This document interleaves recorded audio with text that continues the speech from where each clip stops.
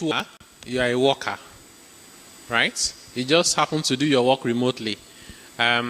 You work for a company, that company might be an American company, somewhere in Europe, anywhere, and you earn a salary. That amount of money they pay to you is your salary. You will self-declare it.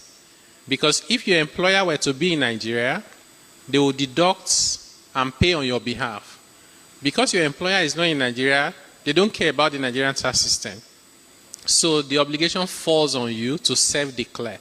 If you now refuse to declare, the government will see the movement of the money and say you failed to declare, and they will deem it as your income, charge you tax on it, add penalty, add interest for delay payment.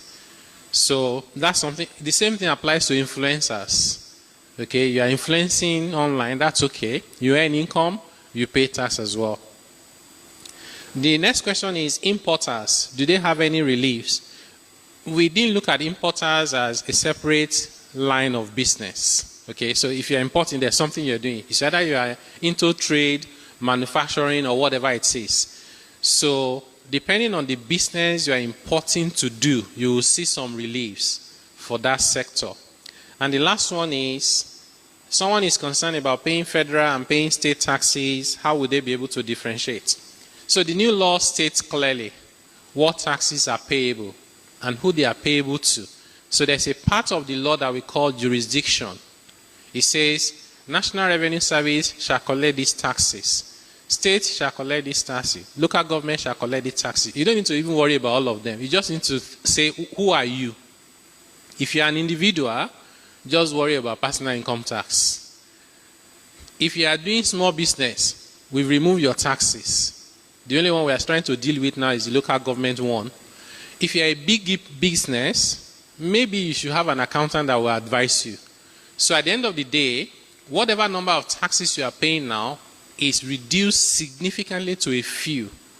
And in the tax law, you will see there what taxes you need to pay, who you need to pay to, and when you need to pay those taxes. We would also be putting out a lot of explainers. So if you capture that information about where you can see information from our committee, I'll say maybe the easiest one is even the WhatsApp. So when we do explainers, we'll put it out from time to time. We'll also be going on TV and radio very soon to simplify them, say it in Yoruba, Igbo, Hausa, and Pidgin, so we can really connect with the people. That's fantastic. Thank you so much, sir. Michael? Yes, so we have a lot more questions than the time that we have left. But we are promising to address every single one of these questions, if not today, later tomorrow online. So please follow us. They'll put the handles on the screen shortly. So please follow us on all our social media channels. Mr. Taiwo will graciously answer all of your questions live, or he will send them. So follow us so you can stay abreast. So we'll take the final 3. I think we can round up from there. Someone says, looking at the industries you mentioned, how does the government enforce that the VAT is truly not